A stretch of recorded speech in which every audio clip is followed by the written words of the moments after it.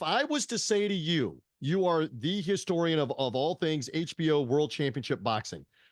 I am saying to you, the first and maybe only one-punch knockout that immediately comes to mind for me in HBO World Championship Boxing history is this fight we're about to talk about. Mike McCallum, I used the word eradicated earlier. He obliterated Donald Curry, the Lone Star Cobra, with one big left hook. And I always immediately, whenever I think one-punch knockout, I think of that knockout July 18th, as we do this, 1987 in Las Vegas. McCallum, big left, good night.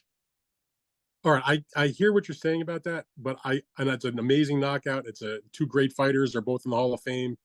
McCallum has always been sort of underrated. Donald Curry has kind of been underrated. His prime was short, but it was phenomenal. But when it comes to the one-punch knockout, if you're talking to me about World Championship Boxing on HBO, I'm picking George Foreman knocking out Michael Moore all day long. But this is up there on that list for sure. I would say historical significance, Foreman, obviously, yes, but wicked punch. I mean, absolute bomb. Yeah. And I see you nodding is Mike That's a pretty good McCallum. knock, yeah. So much so, you love it when I go nostalgia on top of your nostalgia. We talked about this a year ago, but for the audience here, I know it's new audience.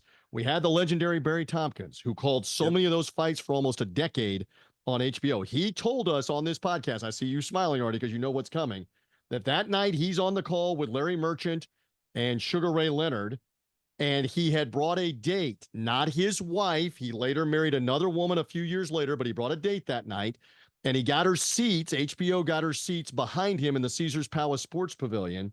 And when McCallum landed that punch, it's not audible on the broadcast, but he swears he could hear his date because he knew her voice screaming, "My God, he's dead. He's dead."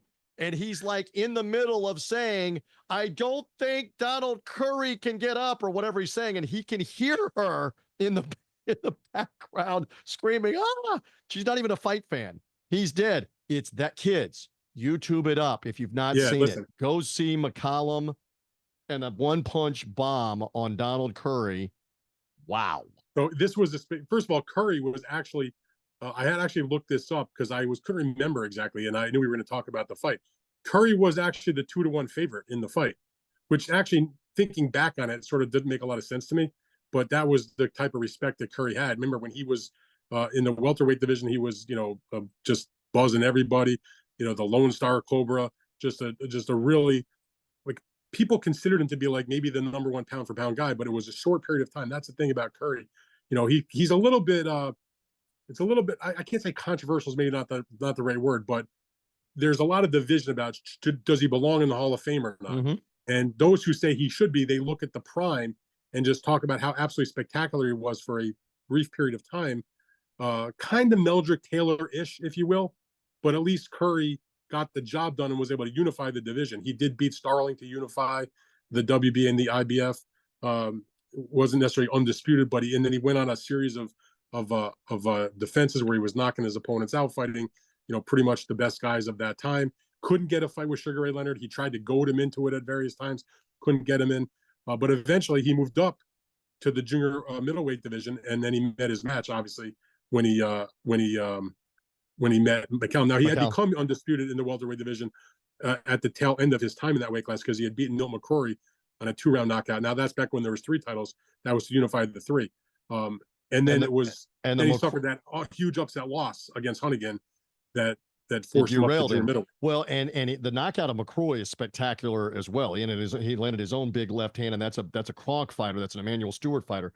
But so much so, you love, again, my nostalgia, piggybacking on your nostalgia. Donald Curry was so upset and suing Sugar Ray Leonard because he believed that Leonard had misled him about a Leonard versus Curry fight, that Curry waited for Leonard, and then Leonard chose to fight Marvin Hagler. He actually advised Curry not to move up to middleweight and take a fight, where Curry would have moved up, won a fight, and maybe been Marvin Hagler's opponent.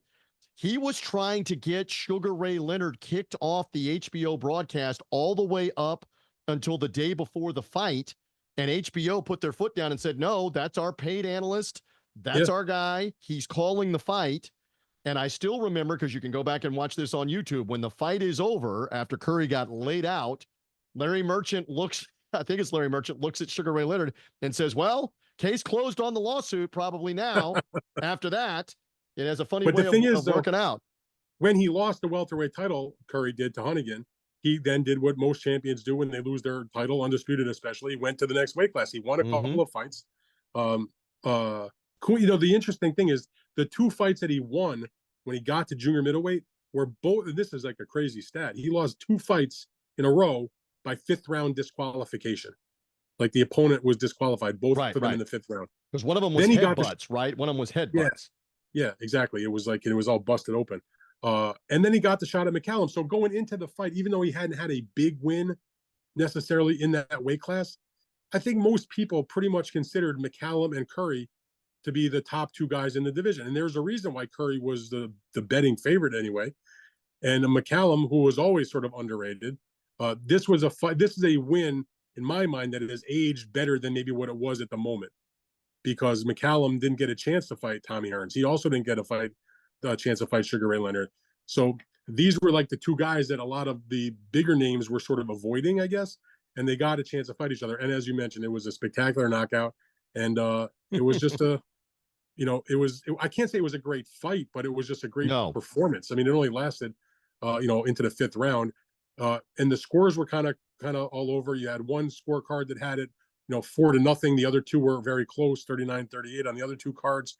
But McCallum was in the throes of this WBA title reign. He was defending the title for the 6th time and was really doing damage. He was making his case. I mean, when you look back on the McCallum resume as a Hall of Famer, I can't tell you it's the biggest win of McCallum's career, but it's certainly one of those line items on your Hall of Fame resume. It's the memorable. You talked about single moments earlier. It's the single moment you would remember about his career if you know the body snatcher, Mike McCallum. Well, the funny thing you just mentioned, McCallum's known for being this great body puncher, right? And his most memorable knockout maybe is by a headshot, you know, a chin shot with the left hook. He dips and lures Curry into a left hook that comes from like the Caesar's Palace parking lot. And good night. If you go on my Twitter feed or my Instagram, I have posted in my collection the program from this fight.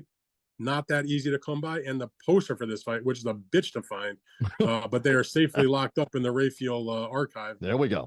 And you can check them out.